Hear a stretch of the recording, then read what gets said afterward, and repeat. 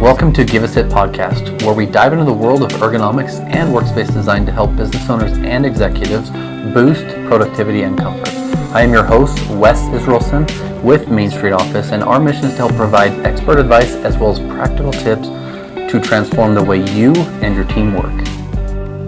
Hey guys, this is Wes. Give Us It podcast, Main Street Office. We care about the way you sit, we care about the way you function and your life. Now, business has led me to go outside of what's comfortable and join a group called Tribehouse, where I got to meet this lovely person right here who is a friend, someone I trust, someone I really look up to, and someone I am interested to know more about also for you guys. And she's a part of a great chamber of commerce that we are looking to join. And also, you know, not more than that, there's so many people I've connected with in Tribehouse that talk so much about how amazing you are and how you help people and how all that is. So without further ado, I want to highlight Hannah. And hello.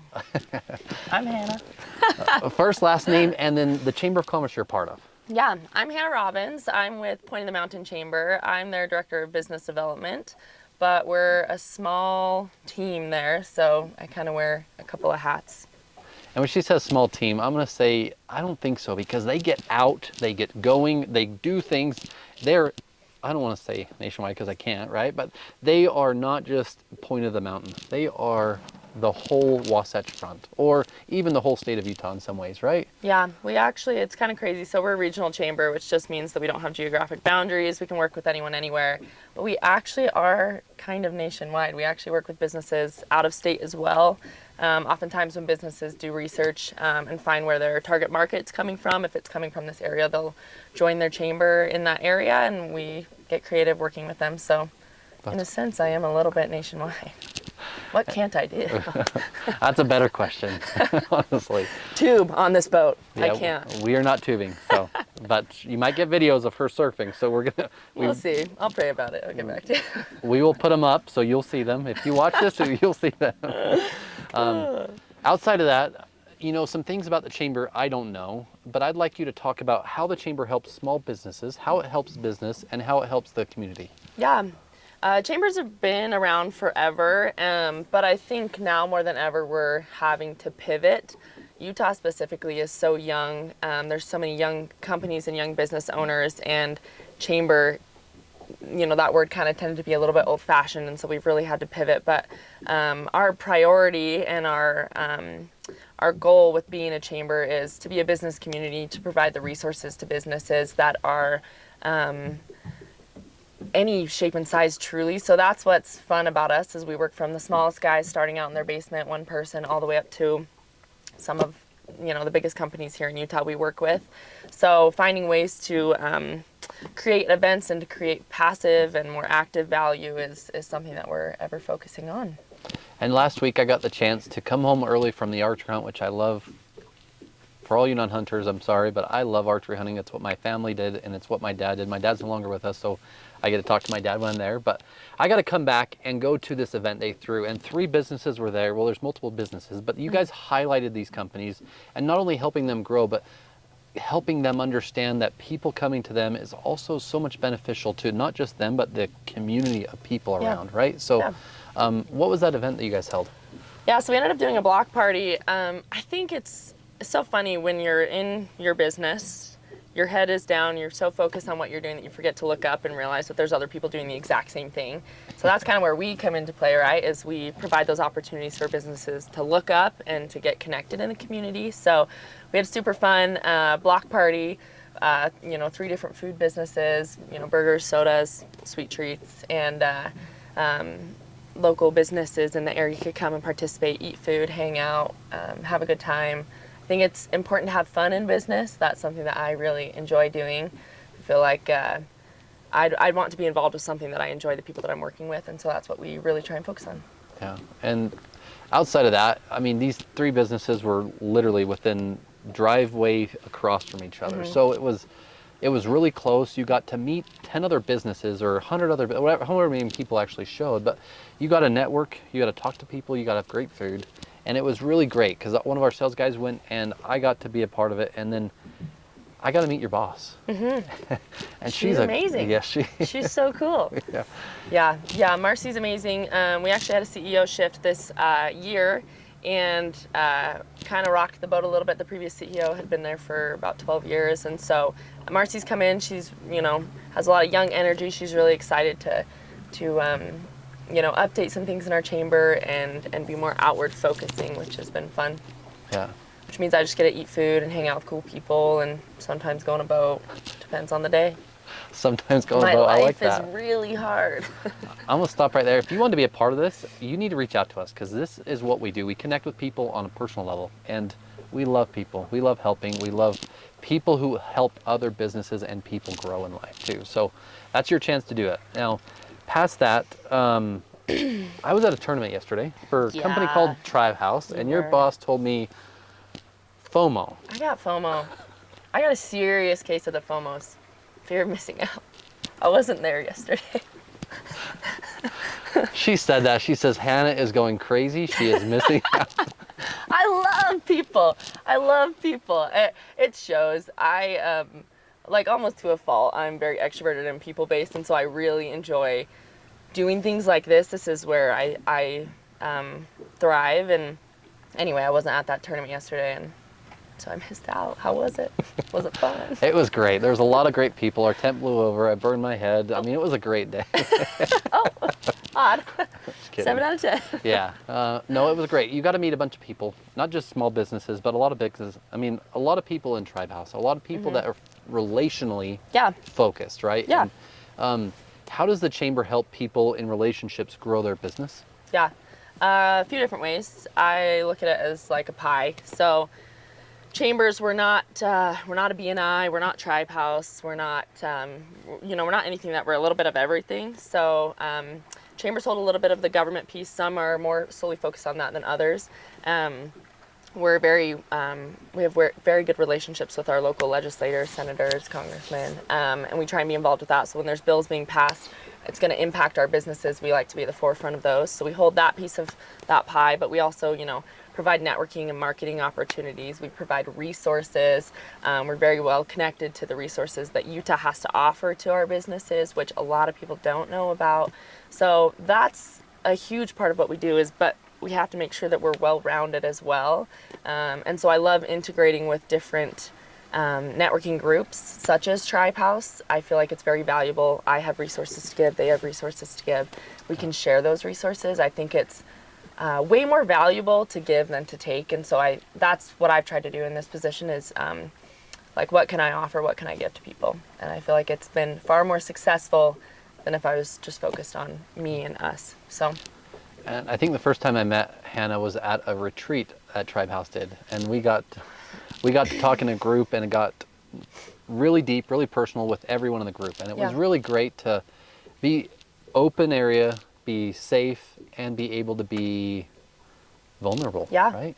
And that was the first time that you and I had ever really had a conversation, and we all took a deep dive. That was a year ago, and all of those people that we interacted with, we've all checked in with each other, been in contact with each other, remained close, and I think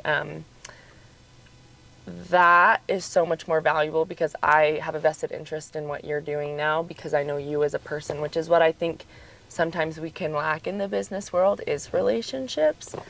People are afraid to be vulnerable and close, and anyway, so we took a deep dive and got close. Yeah. And our podcast is about how people sit, how they work, how they connect. Now, we've really talked about the connection, not necessarily the business side of what we do, but it's interesting to me. There's a guy named Brian Pope, which you probably know, and months back, we were in this meeting, and he said, your podcast is called what? I go, Elevated Office Mindset. And he's like, well, that doesn't sound like anything remotely. So he said, why not call it Give Us It?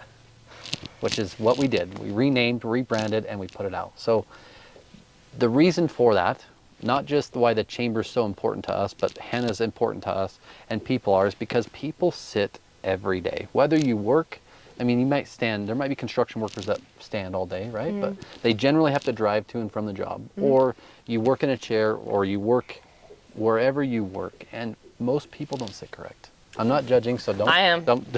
I wanted to schlump this whole podcast, but I cannot. I'm doing my best. And our goal is to get in front of a business, a corporate office setting, and put ourselves in where it's really amazing. When you get in a corporate office setting, which your boss and I were talking about yesterday, if you get in a group of people and you do a corporate ergonomic assessment and you do 3 or 4 people, a community unites. Like a business unites with a Tribehouse or this group or Chamber of Commerce, right? People unite, and it's really cool to watch the accountability that grows with people, the way business grow. And I think that from what I've seen in the business world, the Point Chamber does a great job of connecting businesses, connecting people, and creating this collaboration and a connection side was almost lost during COVID. Yeah. Right? And that was hard. Especially for chambers, it was really hard to bounce back post-COVID or during COVID because pre-COVID, everything was face-to-face. Like, you go into the office, you work your 9 to 5, there's no exceptions. And so how do you pivot, and how do you pivot quickly? And I feel like it's an ever-changing thing too, because now that we're a couple years past that, we're pivoting again where people want to get back out again. But how do you make that a hybrid setting? How do you still value people's time and things like that? The hybrid settings, I think that's the way that the world's going to go forward, especially office use. Yeah. There's a lot of delineation that still happens, and a lot of businesses really have to put a focus on how they grow or how they communicate or how they network, right? Because people in office that are in office 24/7, or not 24/7 because no one works that, but really the people that come into the office every day versus the ones that want to stay remote creates delineation. The people that do both have the best in ways because they can be remote when they need to, or if they're sick or something happens, and they can be connecting with people. So we believe that connection's really there. We believe ergonomics is there. And I just wanted to say, because the highlight of the chamber for me is people. And I felt so invited, felt weird going to a meeting that I only know Hannah, and then David was there and a few others. And honestly, Marcy made me feel like home. Like it was really cool. We have some super cool people. I've thought about that a lot too, because I make a lot of personal connections and invite people to things, but I put myself in their shoes and think, oh man, if I only knew one person there, how would I feel?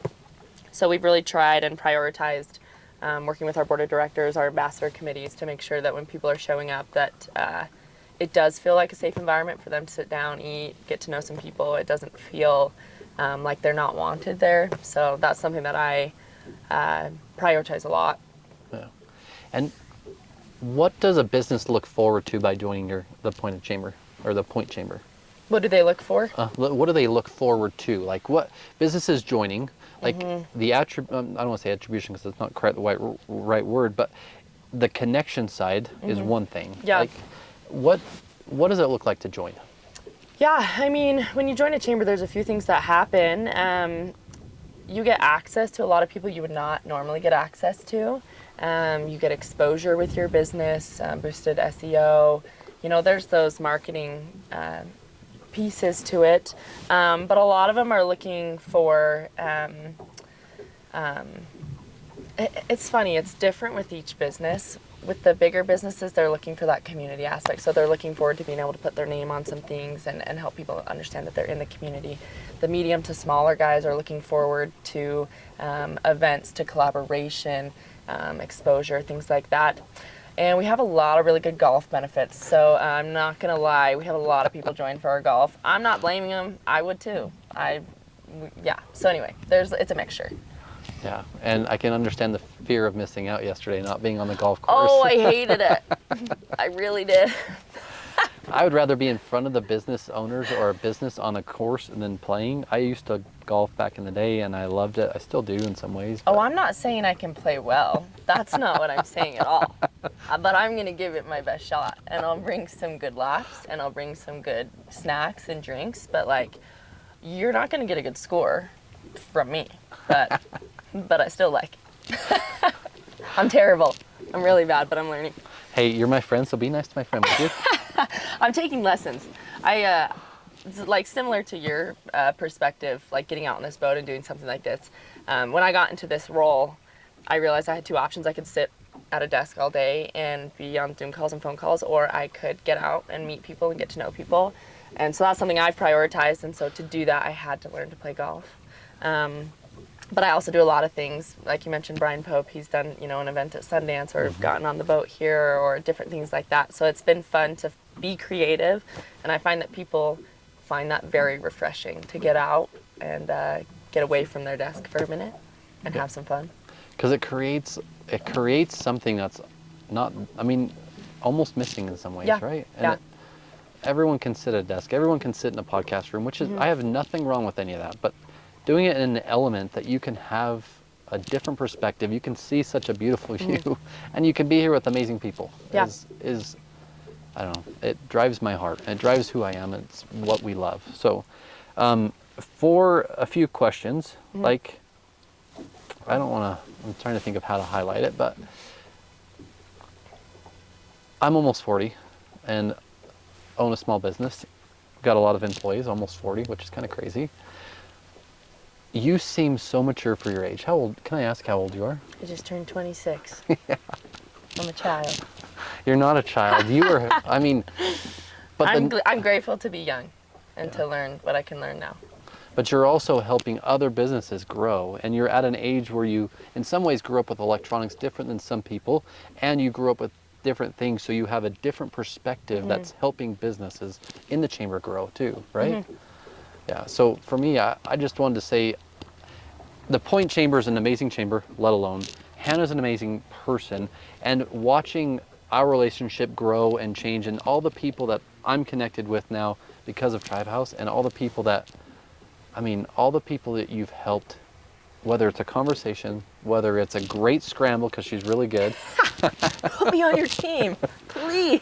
And whether she wants to be on a tube or not, she's going to try surfing. I'm going to try surfing today.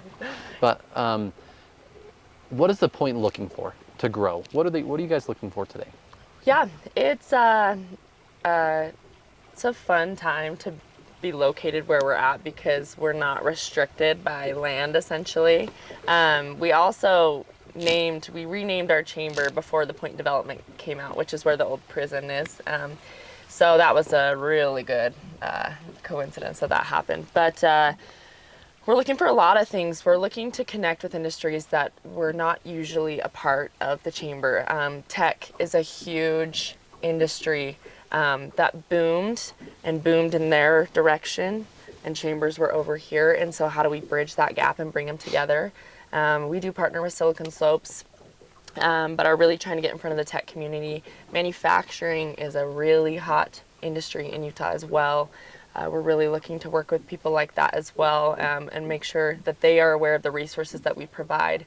A huge part of what we do is educating people to why chambers are important, and that's like the hardest part of my job, is helping people see like what we're doing here and why it's valuable and why it's not old-fashioned. It's not, it was. So we've done a lot of work to revamp and adapt. Yeah, and I can attest to it because what they're doing is it's almost innovative in most cases, right? We try to be, yeah. What's a fun fact and what's a hobby you have? Can you do both? Yeah. A fun fact about me, I once got bit by a sea turtle in the ocean, and it hurt so bad. But you said almost got bit. Did you get bit? Wait, did I say almost? I think so. I did for sure, in fact, got bit by a sea turtle. I used to live in Hawaii, and I was minding my business, swimming in the ocean, and there were sea turtles all over the place. And I was watching one in front of me and forgot to watch behind me, and it munched my side. That's a fun fact about me.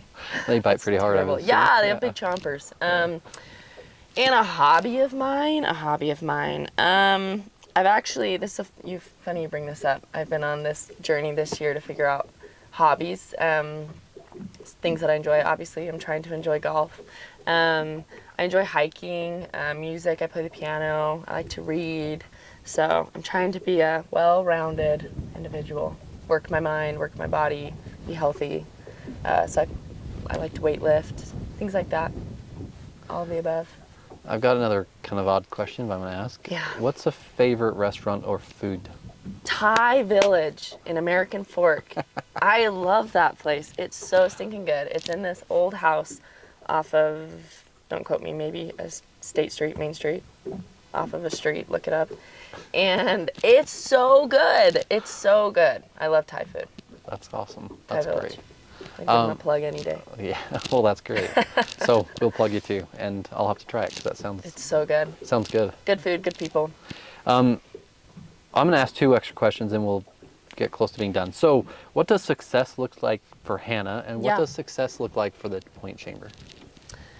For me, I think success has changed.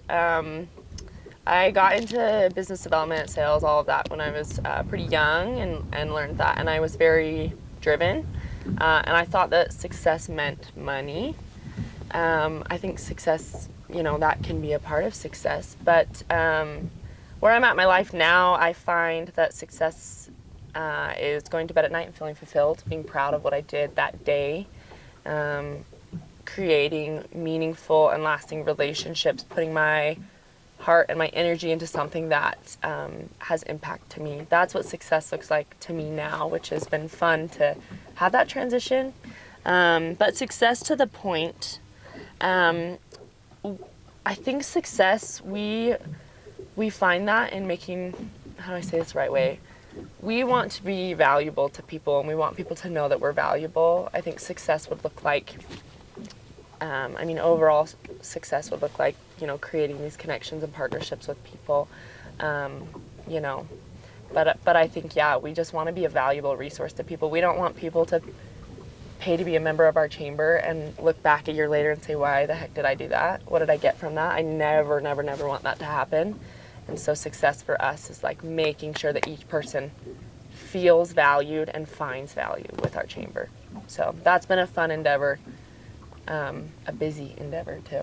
So I got 2 more questions, but Hit me.